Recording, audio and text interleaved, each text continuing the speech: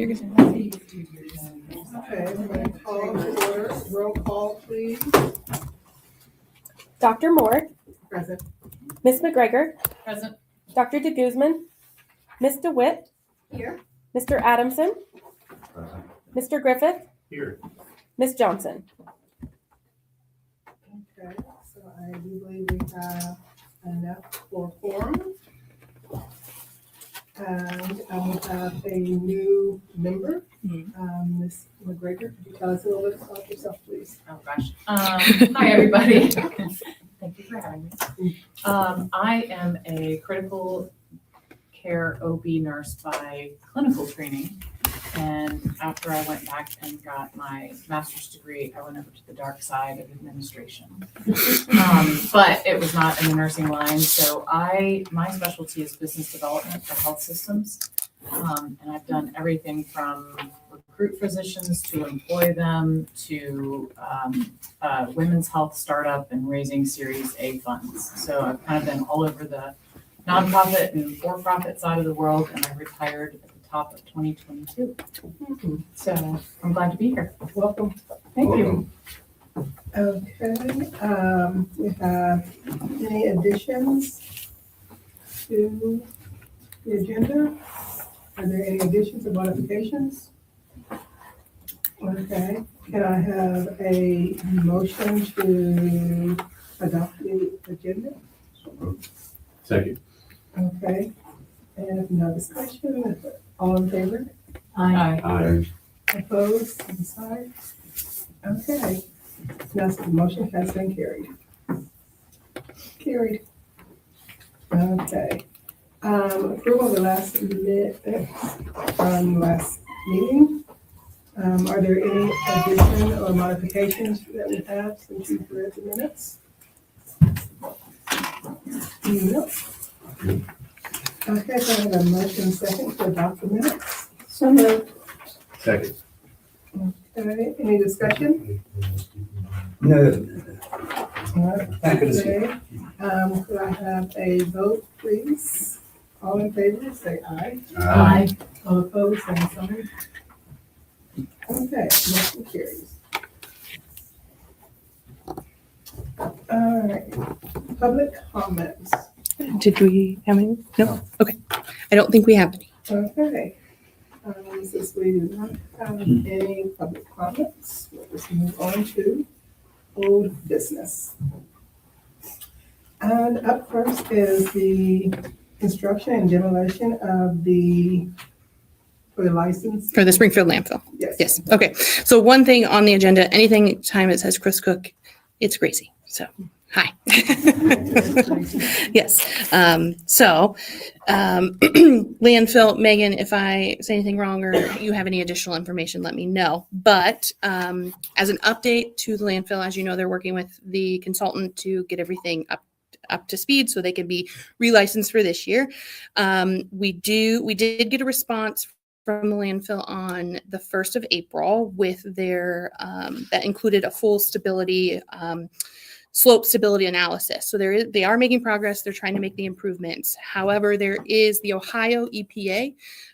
Still, there are some deficiencies that they need to work on, but the landfill has not received the official notice of deficiencies from the Ohio EPA yet. So they are waiting on that, but there is progress being made. So the recommendation from us and Megan is to table this once again, like we have the past couple months, let them continue to operate on the 2025 license since the progress is being made and they are being communicative with us. And we're just waiting on that Ohio EPA notice. Okay.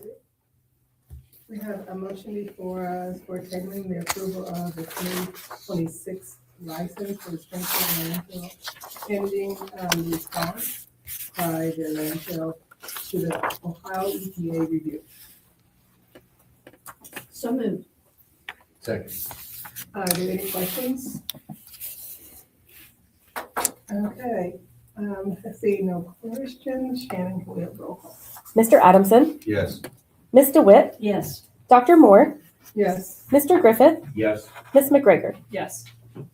Okay. Vital statistics.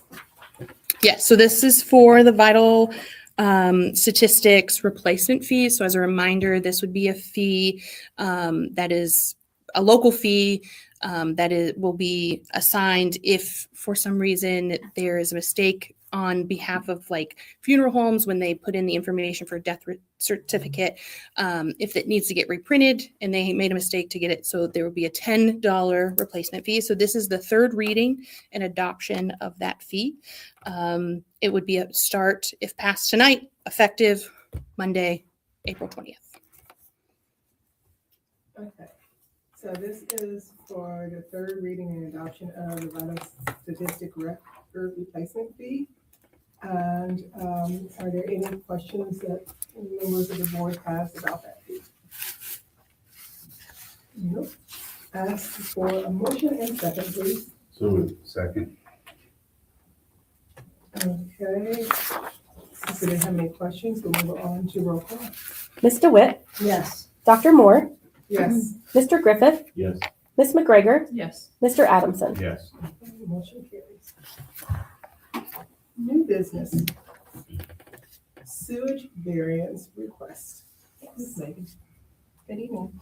So we do have a sewage variance request for 3659 Full Cream Road, Springfield, Ohio. So the owner is requesting a variance to build a storage barn. I believe it is a 30 by 40 storage barn, approximately 6 feet from their current leach field. So code requires 10 feet isolation distances.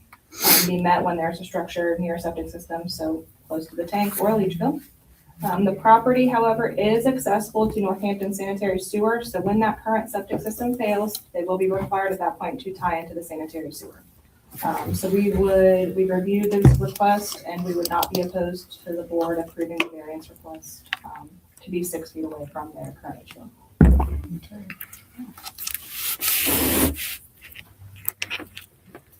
So we're asking for a motion and second to approve a sewage variance at 3659 Fifth Green Road. So moved. Second. Okay. I just want to make sure that I'm clear in understanding that right now it's going to be 6 feet away and we require 10. However, they have to hook into a public sewage system. When that system goes bad. Okay, so, okay. There's no need for a replacement area. Got it.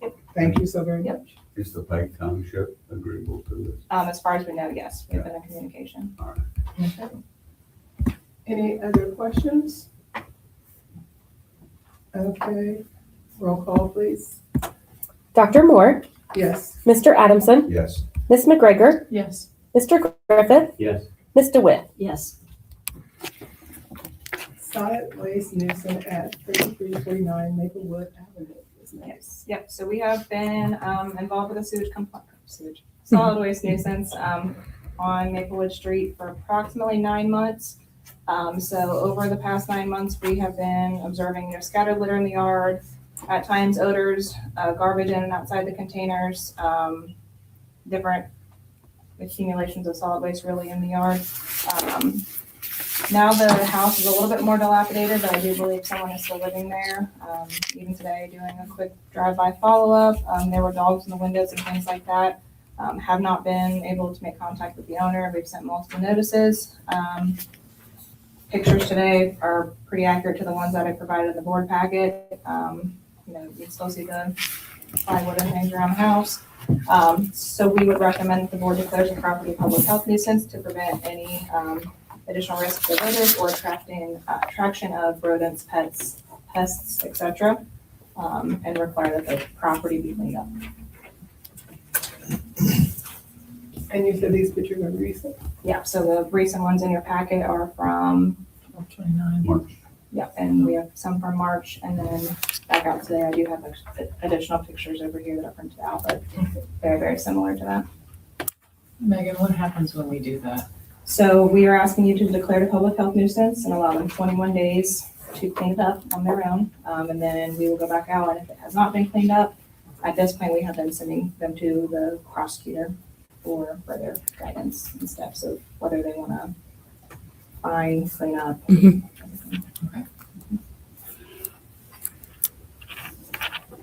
We're asking for a motion and second declaring a public health nuisance at 3349 Maple Street.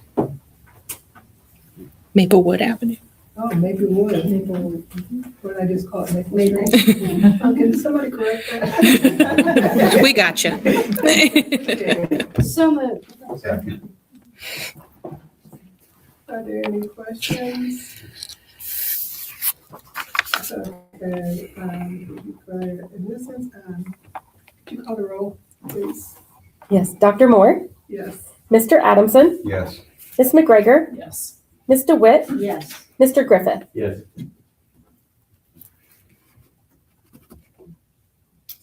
FCFC shared funding agreement.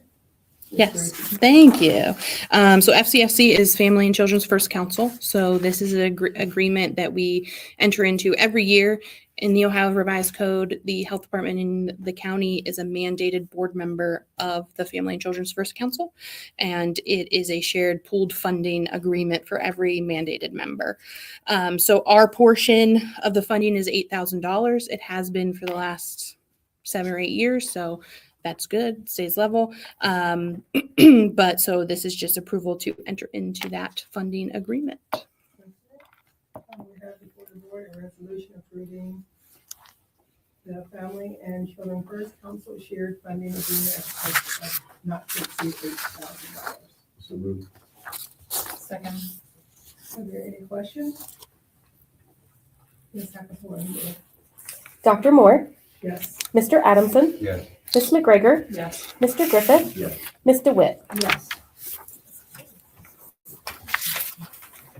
Employee health insurance renewal negotiations. Yes, so everybody's favorite topic, health insurance, right? So for newer board members, our plan year is not a calendar year. It goes from July to June 30th. Just when we happen to move off the county's insurance, that's just when it happened. So our open enrollment is happening very soon. So if you remember last year, we came to the board and asked for a resolution to allow Chris or the health commissioner to negotiate directly with Anthem on a rate.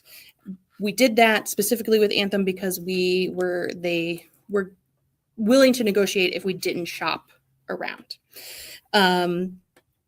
Unfortunately, this year, the rate came in significantly higher than we had budgeted. So we normally budget for about a 12% increase. So we are looking to shop, and we are in the process of being shopped out and getting quotes. Unfortunately, Aetna has already declined to quote us, but we have hope that other people will. So what this resolution is giving the health commissioner the authority to negotiate with all the companies to get the best rate possible, with the stipulation that as soon as we have that locked in, the board will be notified of both the health department's portion and the employee's portion. So just to give you an idea, last year, the initial quote for our traditional PPO increase was 30.42%, and we negotiated it to 15.84%. And the high deductible HSA increase last year started at 26%, almost 27%, and we negotiated it down to a 12% increase. So we're hopeful that we don't know where it'll land, but we're hopeful that we can get it at least similar to last year, but hopeful in the climate of health insurance. But so that is what this resolution is just giving the health commissioner the authority to negotiate the best rate. And that rate came in at how much percent increase? 30. Yeah. Basically 30. So starting kind of where we started last year, which gives us hope, there's reasons to be optimistic. All right, so we have before you a resolution authorizing the health commissioner to negotiate and do all things necessary to enter into agreement for employee health insurance for July 1, 2026 through June 30, 2027. And we're instructing the health commissioner to advise the board of the total cost to the agency and employees.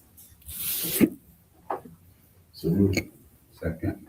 Are there any additional questions about the insurance? Grace, here, do we use a broker for that? or We do you do, like a rep? yeah, Okay. yeah, we do a broker, Walls and Turner. Okay. Yep. All right. Any other questions? Ms. Hackathorn? Roll call. Ms. DeWitt, Yes. Mr. Adamson, Yes. Ms. McGregor, Yes. Mr. Griffith, Yes. Dr. Moore. Yes.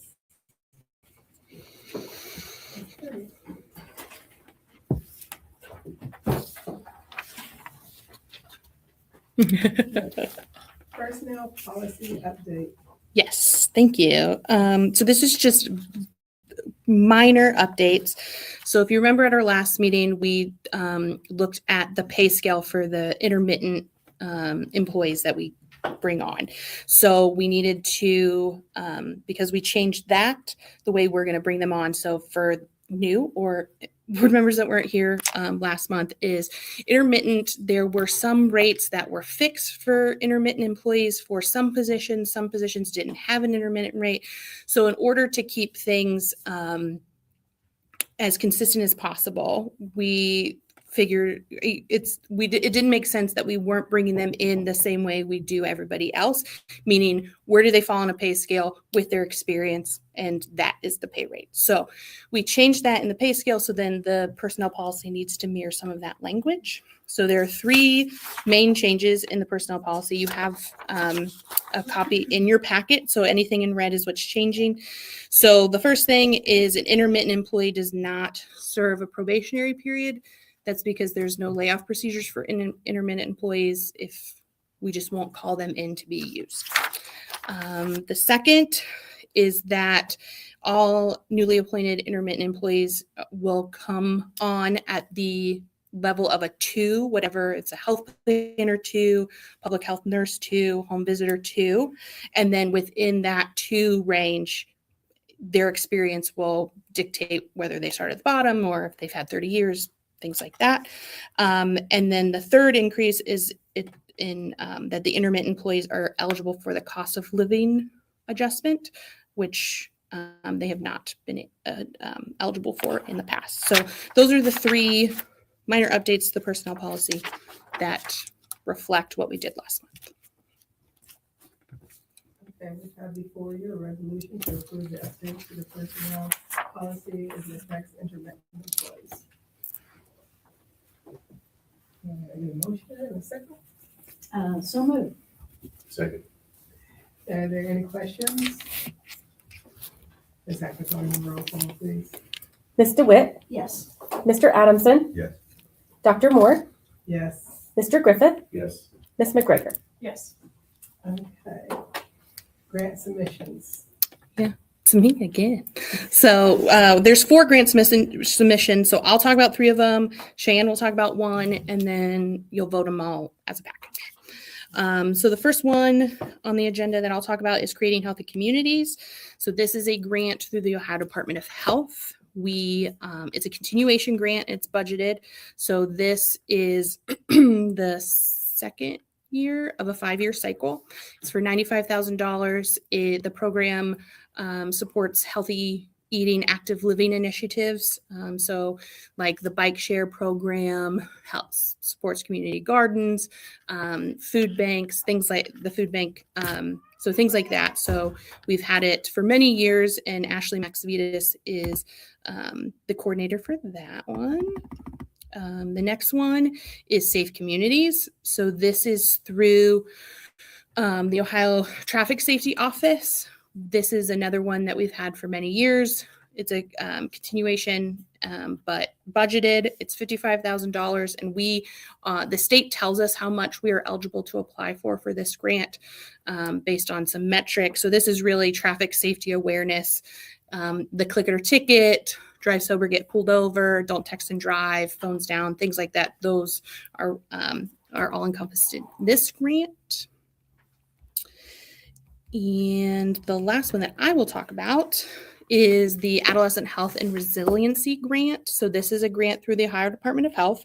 We currently have it right now. So we're ending It's on a federal fiscal year, so at the end of September, the current iteration of this grant 3-year cycle will be over. So this will be competitive this year. It's for $100,000, and it focuses on preparing and training adults that work with kids in trauma-informed care, and to be that trusted adult youth can go to.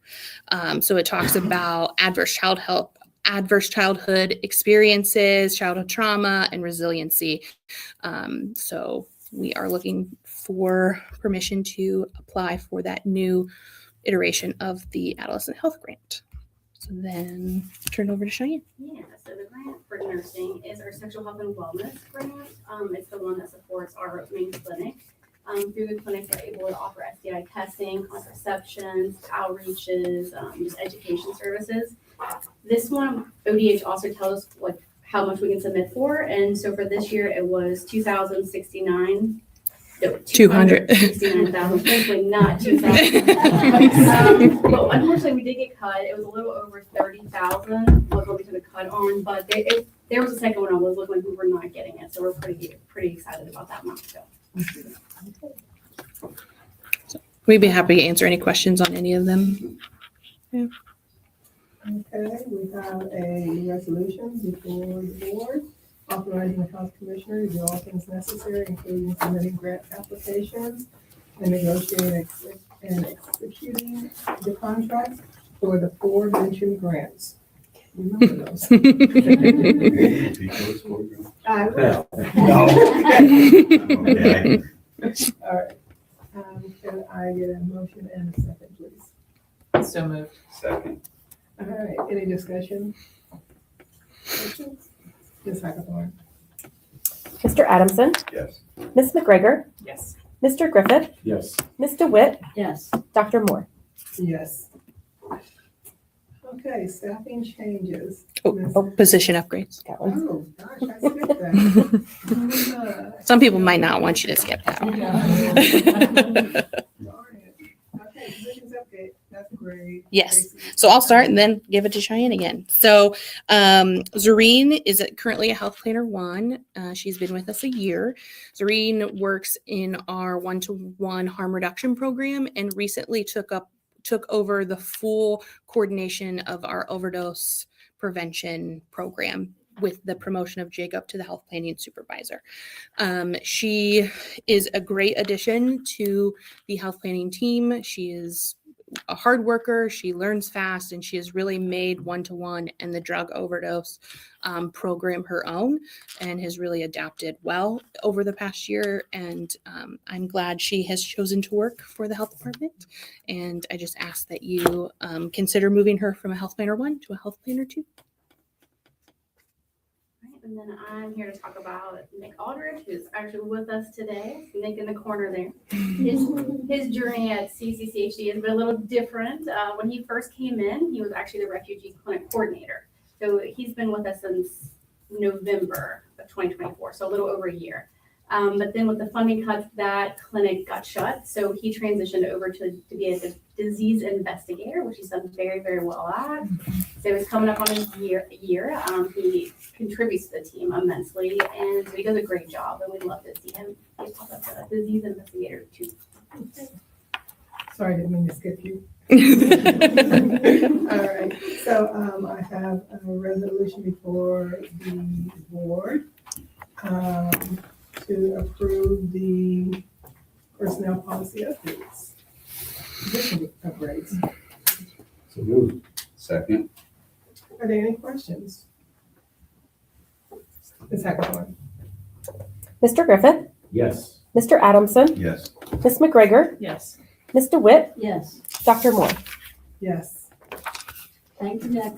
Thank you. Congratulations. Make sure you tell, Zareen, Yeah. I will. thank you also. Absolutely. Staffing changes. Thank you. We just had one promotion, which is environmental health. So I think Megan will share more of that in her report. Not on here. It will be on next month, but I wanted to note, because Megan may share that as well, that we did have a new hire. It'll show up next month, but she may talk about it because it will be happening in a week and a half. So that's all I have. No resignations or retirements, so that's good. All right, so I have a resolution for the board appointing new employees to public health service as recommended by the health commissioner, hired between March 20th and April 16th. So moved. Second. Any questions? Okay. Ms. Hackathorn? Mr. Adamson, Yes. Dr. Moore, Yes. Ms. DeWitt, Yes. Mr. Griffith, Yes. Ms. McGregor. Yes. Moving to financial reports. Starting off with the expenses and the vouchers, I try and get it down to fewer pages, but it is a lot of pages. I'm really sorry. It's part of it's because it breaks it out by each individual fund, and then it tallies them all up on the last page. $158,000 this month. Now these are non-payroll expenses. Probably the most important number is the one that's not on there. This number is that 158 is usually over 200,000 because of the presence of health insurance payments. We paid health insurance on February 28th and again on April 2nd. So for the month of March, it's not showing up there. So if you're like, boy, that seems lower than last month, it is. But it's still, it's a lot of little expenses. I asked our new fiscal clerk, Mariah Testerman, I said, hey, if you're a board member and you're looking at this list, which ones do you want to hear about? She went through it. She's got some inside knowledge, but she felt like most of the biggies were fairly self-explanatory, but I am happy to talk about anything on here. If you have any questions about any of these expenditures. So I do have a question about this thing. Oh, never mind. I thought it said Arby's. It's on the first page, right? Right. Yeah. And I was like, I wish. did we really spend that much there? We got our workforce development meal at Little Caesars. And let's see here, expenses and vouchers. Need a motion for expenses and vouchers to be paid. So moved. Second. Are there any questions about? I already answered that one. Ms. Hackathorn? Mr. Adamson, Yes. Ms. DeWitt, Yes. Mr. Griffith, Yes. Dr. Moore, Yes. Ms. McGregor. Okay. Any transfers and advances? Nothing that wasn't budgeted for. Okay, all right, so that we could do there, and monthly report. Because the first page is a standard one. It's our revenues and expenditures on our 8201, our general fund account. Okay. Big month in this account. We got one of our 2 tax settlements. So if you look at the activity for the month, you can see that very first line up in the top right corner, we brought in almost 1.5 million. Those are real estate taxes, right? We get those twice a year. So that's that fund. The next 2 are the ones that I kind of want to talk about. They look very similar, other than the fact one's black and white and one has a lot of colors. The first one, the one that's black and white, these are fund by fund for the month. So you have a beginning cash balance for the month, you have money coming in, money going out, and then an ending cash balance at the end of the month, okay, for each of those 40-some funds. The other one, the new sheet of many colors, right, breaks them into our 7 groups. So they're no longer in numerical order except within those color-coded groupings. Last month I told you, hey, the totals and the graphs that generate off of them on the next page, they still included the transfers and the advances. This month they do not. I've taken the transfers and advances out, which makes for example, the general fund, the blue expenses seem about $600,000 less. And it makes some of our revenues all totaled about $600,000 less as well. For apples to apples comparison, the numbers from last year, I took the first 3 months worth of transfers and advances out of those as well. So those graphs are the same data from the same point in time. Revenues increased slightly, expenses decreased quite a bit. I consider both of those good news. To show you what I backed out of the funds, that third piece there, it's only about that much data, but those are the transfers and advances that I took out of all of our funds for this month's report, and will continue to do so going forward.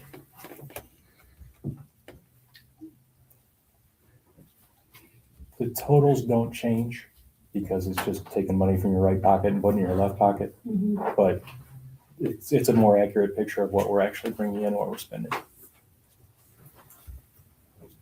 I like it. I like the comparison between the 2 years. That really is significant. I appreciate that, and I've told this group before, any data you want to see on a regular basis, let me know. I'm happy to include it. I'm giving you what I think is important, but if there's something that you're not seeing that you feel is important, please mention it.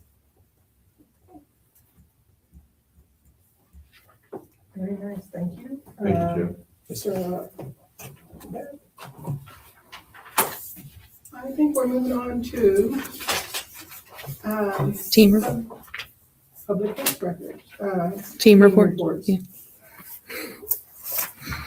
Starting with Megan. Evening again. So just a few more things to touch base with, in terms of EH. So as Shannon alluded to, we did promote Emily Grieger to an EH supervisor. She's going to oversee programs including food, pools, campgrounds, manufactured home parks, solid waste, and then the related nuisances within those programs. Emily has been with us for 6 years as an EHSIT and REHS. She started about the week before the pandemic hit, and she was a trooper through all of it, let me tell you. So it's exciting for her that she took that promotion with us. And then just this week, actually like 2 days ago, we offered one of the EHSIT positions to a candidate who accepted it, and he will start on the 27th, if not sooner. But he is actually a recent Wittenberg grad. So he lives in Clark County, he's from Clark County, and he's eager to work in the community in which he lives and wants to give back. So it's exciting. We are, however, continuing to accept resumes for the other position that we have open. So we'll work through that. And then not as busy as the last board meeting update, but last week we did complete our Ohio EPA solid waste program survey. All in all, that went well. And I'm happy to say that Jennifer Michelson will be filling in as Anne retires and leaves. Jennifer Michelson was able to shadow with her and the Ohio EPA that survey, which was great. Good feedback from the surveyor from the Ohio EPA, so that'll be a good transition there. And then just a couple more things. All of our campground and swimming pool renewals are out, so they've been coming back in, so we're getting those back in. And then we have set a date for our Ohio Department of Agriculture food survey that'll take place on June 1st. So, still talking about surveys. So, but any other questions? Who did you say you had hired from Wittenberg? Did I not catch the name? His name is Douglas McClure. So he is local and he is ready to come on board. Wonderful. Thank you. Yep. Any questions?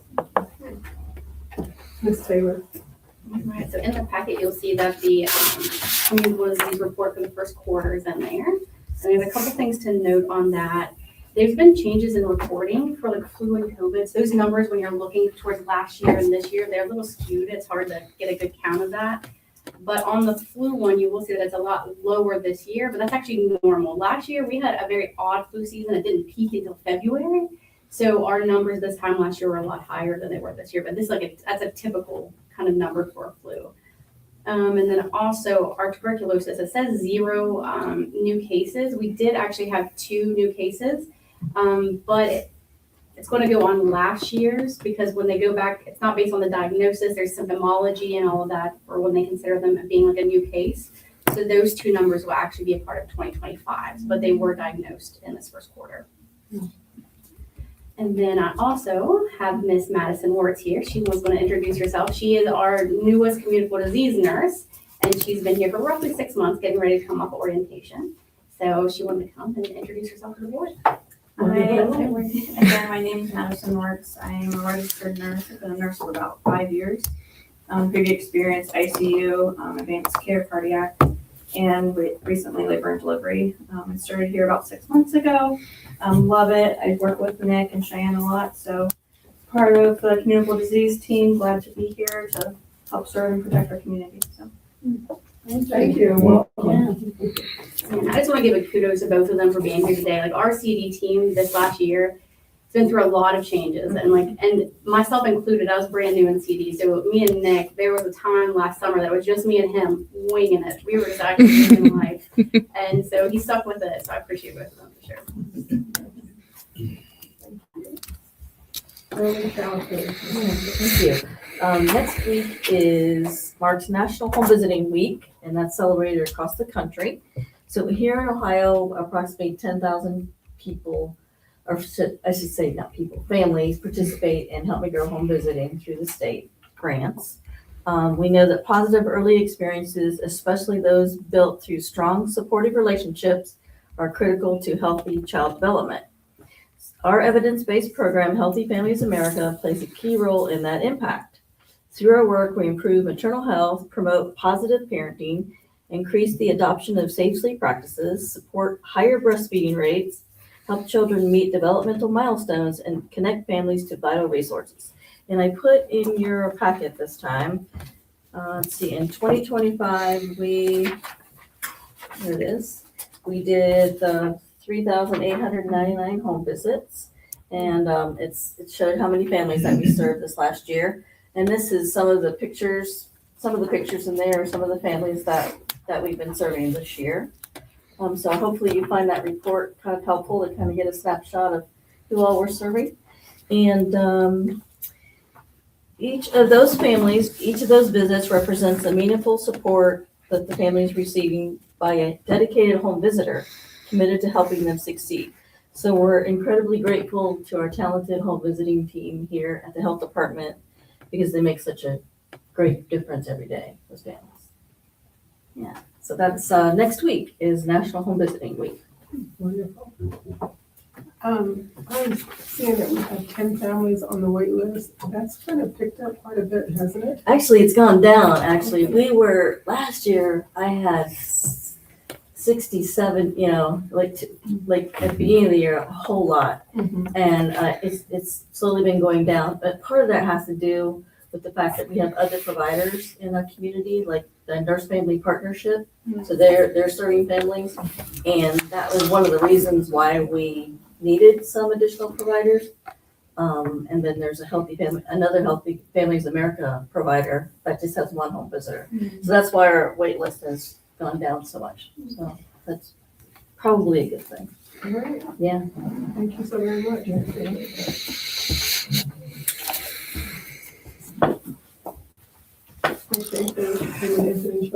Thank you. Last month, we saw a slight rebound in our total participant numbers when compared to February, which was an increase of 54. Typically in the second quarter, we see a decrease in total caseload over the months of January, February, and March. And then when comparing the hospital visits to last year, our dietitian Ashley saw an increase of those numbers for February by 20 and March by 13, which was nice to see. And then this month, we saw an update to the WIC food package. And the law requires the USDA to conduct a review of the WIC food packages at least every 10 years. The last update was in 2014, so it was overdue. And then the packages get updated to reflect nutrition science, public health concerns, and cultural eating patterns. These changes are meant to provide an underconsumed nutrients, improve the nutrition and health of WIC participants while tailoring to special dietary needs, personal and cultural food preferences. So just some highlights to note of the changes. Canned fish has been added as an option for across the board for 1 and older. A reduction in the juice, but with the option to replace this with an additional cash value benefit towards fruits and vegetables, trying to lower that sugar intake. The option to replace eggs with additional legumes for those with food allergies or other preferences. They did remove chocolate milk, which was very disappointing to a lot of families. But we did have the option to increase the yogurt substitution amounts. The ability to offer additional formula supplementation in the birth month for partially breastfeeding moms. That was always a challenge, sticking to that one can if they needed additional support there. And then the option for infants to receive a cash value benefit towards fruits and vegetables to replace all or some of their baby foods. So for those families who want to make their own baby foods or they're doing baby-led weaning. We are only in our first week of the new changes. There were some hiccups with the start date, but overall it seems to be positive. And then the last thing I had last month, there was some curiosity on what a Dip It Bowl was. So that was one of the items we provided during National Nutrition Month. So I thought I'd bring a little show and tell. So there's a larger section and you can put fruits, veggies, cereal, and then there's a smaller section so that can house like your dips, so yogurt or hummus during snack time. So just thought I'd bring that in for show and tell. Thank you so much. But that's all I have this month. If there's any questions, I'm happy to answer them. Thank you. So the markets will be opening back up. Can they use their WIC at the market? The farmer's market? Yeah. So there's separate coupons right now. They're looking to go to the EBT option, but that has not come to fruition yet. Thank you. Health planning. Yes, thank you. So you have the packet, the health planning packet that talks about all of the health planning programs. So if you have any questions, I'm happy to answer those. Just to highlight a few, since the weather is starting to get nicer again, we are doing, picking back up on in the overdose prevention program, our GROW blitzes, which is GROW stands for Get Recovery Options Working. So this is our door-to-door taking overdose and recovery information to neighborhoods that are more highly effective with overdose, and we do that through heat mapping, and we also provide naloxone and things like that. So that is starting up actually tomorrow for the year because of the weather. And then the other thing I wanted to highlight, and City Commissioner Ricketts will talk a little bit about this, is through our tobacco grant. One of our big initiatives is advocating for enhancements to the tobacco retailer license that is currently adopted by the city of Springfield. So we have something in place right now, but increased fines and some other like proximities to youth serving organizations and schools is some of the enhancements that we are advocating for. So Larry, I don't know if you want to say anything more about that. I would. Thank you. Thanks for giving me a few minutes tonight. I'll just give you a quick update. While you were having your meeting last month, at the same time we were having our yearly commission meeting and staff meeting on goals and objectives for this next year. And one of our top priorities is enhancements on this tobacco 21 the ordinance that we have. We are aware that, there's 130 tobacco shops in Clark County. There are 97 in the city. 48% of those are within a 10-minute walk from the schools.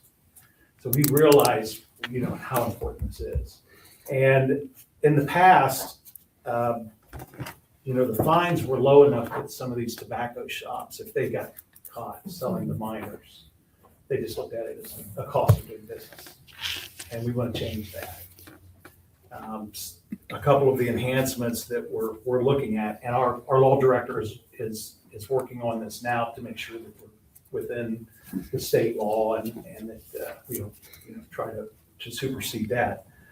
But one of the things we want to do is look at proximity to these schools by these retailers. unfortunately, the shops that are already there are grandfathered in, so there's nothing we can do about that. But eventually, we want to make it so that when a shop closes down and a new one opens up, they have to be further away from schools. That's one of our goals. The other is to increase the penalties. Honestly, we want it to hurt. We don't want it to be a cost of doing business.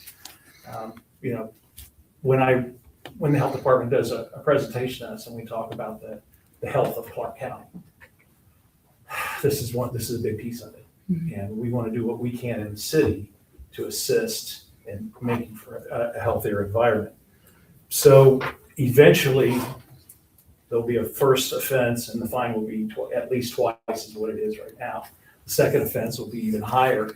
Eventually, on the third and fourth offense, you could actually lose your license. And if you lose your license, then that place will be gone and the next one that opens up will have to be further away. One of the other things we'd like to look at, and we're checking on the legality of it, is the displays that these places have.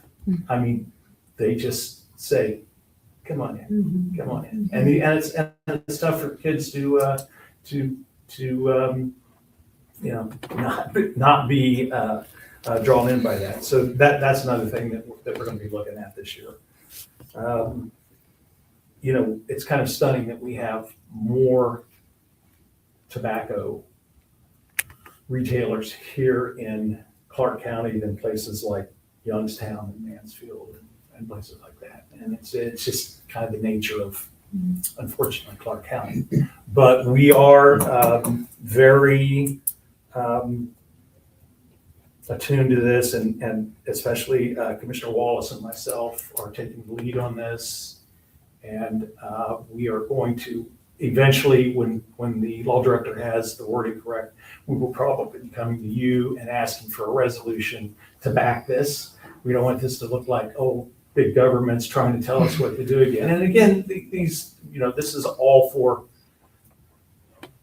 trying to get the schools, we're really trying to protect the kids.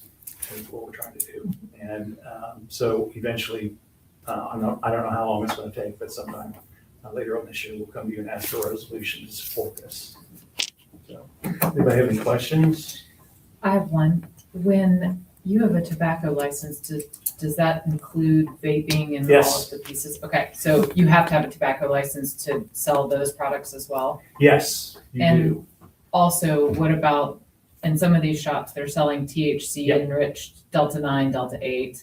Yeah, there's all kinds of reasons to Yeah. increase this. So this is all Yes. this is all encompassing. Tobacco use, I think your own statistics show that tobacco use is down. Vaping is way up. Yeah. With the kids. When you With said kids. kids, I thought Yeah. that I hope this. And, I was really stunned. I wish I had a picture to show you. Your, Leah, Yes, the health planner. program, sent me a photo of one of the new vaping things. Now, some of these vaping things, they're like a toy. They actually, they have microchips in them, and you can go back and forth and play games with people, and it depends on, you try to see how many hits you can take. But the most bizarre one I've ever seen is and I posted it on Facebook, and Facebook made me take this down. Because this vapor looked like a gun. And to use it, you turn around and you stick it in your mouth and you pull the trigger. And Facebook made me take it down because it looked like a real gun. That's what this looked like. I mean, after 3 or 4 days, they came back and they said, oh, okay, well, we guess this is not a violent type of thing. And I basically just posted it so that people could say, look, this is what they're making now. This is the game that's out there. So. You had made mention that if a shop closes that's near a school, then that shop would be permanently closed if they close down. But what if I sold my shop that's near a school? Yeah, and there's the catch. Yeah. Yes, if you sold it to somebody, it's sort of like selling a liquor license or anything else. Somebody else can just adopt that. And in fact, the question was brought up, well, okay, we've caught you on your fourth violation. and you're gonna lose your license. Well, what if that person then turns around and sells it to their brother or a cousin or whatever? And that's probably gonna be allowed. So it's gonna be tough, but at least we wanna put the mechanisms in place that, we can start doing that. Is there a public, or is there a mechanism to, like, if someone's in violation of publishing that for the public? I don't know that. That's a good question, and I don't know that. I'm sure that we'll find that out when we're passing our resolution and the newspaper is there and somebody, I hope, we might even bring up that question. But yeah, you're right. If somebody gets, let's just say that the newspaper coverage isn't what it used to be. I will say, since the license are issued through the health department, just a couple things. It's not transferable. So if one was to sell, the new owners, if it's through a new name, would have to buy a new license. And since we do the compliance checks, we talked about the whole publishing of names when we've done them in the past. But since the health department does the compliance checks, anything would be public record. So people could request those. And just about the synthetic THC and Delta 8. So this tobacco retail license doesn't cover that. That would fall under the state law that just went into effect. Yeah. Let me just say, playing the devil's advocate, is that kind of like a conflict of interest when we're issuing the license? Is something we want to crack down? So You that, have to be able to monitor it some way, I guess. yeah, so we're issuing the license saying you, in the city of Springfield, retailers that sell nicotine, tobacco, any type of tobacco paraphernalia, I think is what it states in the ordinance, is to be able to sell that. You're buying the license and ensuring that you are only selling to people that are 21 years old or older. And so I'm not an advocate for smoking or vaping for anyone, but if you're following the law, that's your prerogative to buy it. So what we do the compliance check. So what we do is send in underage buyers. So someone that's over 18 or over, but under 21, just to see if they're following the T21 law that's in Ohio. So. Yeah, I don't think because adults can do whatever they want. Yeah. This is basically the same as liquor license. Right. As far as you don't want them selling alcohol to minors either. I think liquor licenses are a little more rigorous. Yeah. Much more. Yes. Yeah. Well, and again, we're trying to make this stronger because, years ago, you didn't have really, it was against the law, but you didn't have a city ordinance. I don't know if the county has an ordinance. It can't be, it has to be a municipality. It has So to be municipality. yeah. Okay, so we can't, ask the county to join. Yeah. Yeah. So Tracy, are there a finite number, like the liquor licenses, is there a finite number? no, and that's something we talked about initially, like having a density and like a number, but that's not currently. Where we are? Yeah. Yeah, that's the proximity and retailer density clauses that we want to try to put in there. And again, the law director has to be able to tell us Where we can. what we can and can't do. Yeah. Ideally, what we do is find somebody else that's already done it. And we don't reinvent the wheel. And we say, Right. oh, it's done in Toledo. We can do it here. Youngstown. Yeah, and we have looked into like comparable sister cities and those legacy cities, and we definitely have one of the higher densities of tobacco retailers within the city limits. Yeah, so I just appreciate Commissioner Ricketts and Commissioner Wallace for being such great advocates for this. Leah, who is our tobacco prevention program coordinator, does a great job. And it's just really great to have the support. So thank you. Yeah, she does do a great job. I became really interested in this when she came to the city commission meeting last year and brought in. It's great. They've seen the Tubbo vapes. I wasn't commissioning them, but I was looking at it and I thought, why did she bring in all this Halloween candy? Because that's what it looked like from the audience, was just, Okay, thank you very much. Thank you, Lou. Thank you very much. All right, legislative updates. and deputy health commissioner comments. How about that? Okay, so I have two brief legislative updates for you. I think Chris has talked about House Bill 692, which is the update to the household sewage rules. Does that sound familiar to anyone?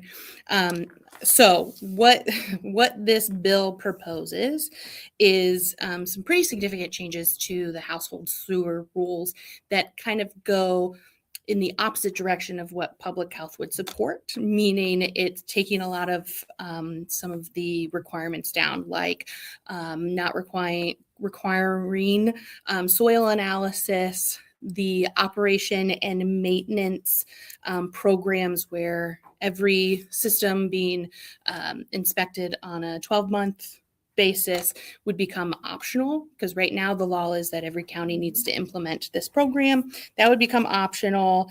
Some other limitations, and then another big one is repairs to systems. If they would allow replacement of systems without any substantive changes without a permit. So again, all of these things add up to things that could be pretty detrimental to public health. So some slightly optimistic news, though. The Association of Ohio Health Commissioners actually have met with the bill's sponsors, and the bill sponsors were receptive of hearing why these changes would be negatively impact public health. And they are interested in the ask from AOHC, like what could we do to help improve and not keep it as is. So AOHC is putting together their recommendations, and we are hopeful that an amended bill is going to be put forward, taking away some of these so significant changes. Where it lands, we don't know, but that is a positive step, we think. So just wanted to give you an update about that. Any questions? Megan, do you have anything else about that? So I just want to be clear. Mm-hmm. Okay. So in this new legislation, I can go out, if my septic failed, I could just go out there and repair it myself. Yes. Pretty much. Okay. And, Yeah. and I don't have to call y'all. Mm-mm. See where the problem Have a- could come have in. someone install it or replace it with no permitting and no inspections. We Mhm. would have no record of it, we wouldn't know what's on the property, Okay. or property stuff, yeah, contaminating groundwater. So does this apply to like new builds too? So if I just wanted to put a trench? Well, if the soil scientist aspect is taken out of it, it Yeah. will significantly alter the way we install any septic system, new or replacement. So I wouldn't even like have to have a septic system, I could just have a trench out there. I just want to be clear right now. Potentially, yeah, I mean, the way they were proposing taking away I don't believe the proposal will take away like the amount of leaching and everything that's required as a veteran count, but Mm-mm. taking the soil scientists out of it. Yeah, that's a huge that's a huge part of it. part of it. So And I thought that, Interesting. that made it that it wouldn't come to your attention until it was. there was a already problem. Yes, correct. And so you had made a statement tonight about if it was passed, Mhm. that it would become optional at the local level. Is that For also still- for the specific operations and management program. Right now, it's in the law that every county eventually adopt that program. So that means every septic system is inspected and on a rotation for inspections, so that we can catch things before they become an issue. With the bill as written right now, that becomes optional, and counties don't have to, local health departments don't have to do that. What was the purpose of this bill being written this way? Does anybody know like what the benefit they thought they were Yes. creating? I think the thought of it was, so there are a limited number of soil scientists Mhm. in the state. And so when you have to replace your septic system, it's not a quick overnight fix. Right. So I think part of it is the time factor. Mhm. Yeah. But that's not the solution. Yeah. So I'm also thinking here, if I don't have to really like have a septic system, but we also have this, if I put, the city brings in sewage, does that mean now I don't really have an obligation to hook up to that? So you know how we're bringing in, Yeah, and they have to, if their current septic system Right. fails, they have to tie in. right, I think that's two separate things. Yeah, I'm not sure. Yeah, I think that was the stand. okay. But how do I know that there's failed up there? Well, that's. Somebody Okay. complains. Yeah, Yes. and through a complaint, yeah. Yeah. Okay. So optimistic that it's not going to get passed as is. But still waiting to see on that, but wanted to give you an update. The other bill, it's a House Bill 676. It's in House Committee right now, but it focuses on wolf dog hybrids. So it's a type, it's a type of dog. So what this bill does is it would treat wolf dog hybrids in the same category as aggressive dogs. Okay. Where the kind of issue comes in is there's no approved rabies vaccine for wolf dog hybrids. So they don't have a rabies vaccine. So if these animals are involved in a bite situation, they will automatically be unvaccinated because even if it's off-label or something, it would not be considered vaccinated. So when that happens, it's automatic euthanasia for the animal. Yeah. So what the state is looking through the state vet and AOHC is looking to see exploring if there's any other possible, whether it's monitor with action and things like that for these wolf dog hybrids. So the first step isn't to unfortunately have to put the dog down. It could really put health commissioners in a tough spot when no matter what, if they're involved in a bite, the health commissioner has to say, well, your dog has to be put down. So not a fun situation for anybody. Don't know if there is going to be a way around that. But like I said, it's still in House Committee, but that's where we're at with wolf dog hybrids. Learn something new every day, huh?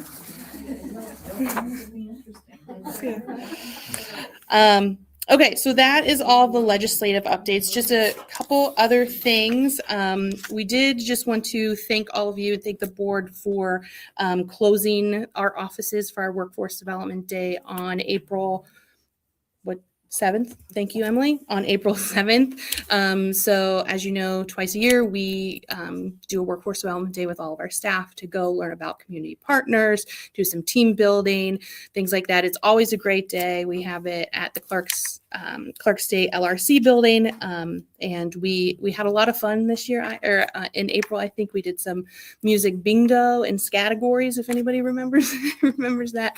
But we had a lot of really good presentations from community partners. We learned a lot. So we just wanted to thank you all for that as well. And then we also, that same week of Workforce Development Day, is we celebrated Public Health Week. And the Thursday of that week, the leadership team put together made to order salads for all of the staff. So it's a little something that we can do to thank the staff for all their hard work and dedication to public health and Clark County. It's fun to put the salads together. We listened to some music as we did it. And then we also provided everyone with a public health t-shirt that you have as well. So we're excited about that. And then the only other thing I will say is the Minority Health Fair is next Saturday, April 25th from 10 to 1 at Hayward Middle School. We have over 50 vendors coming.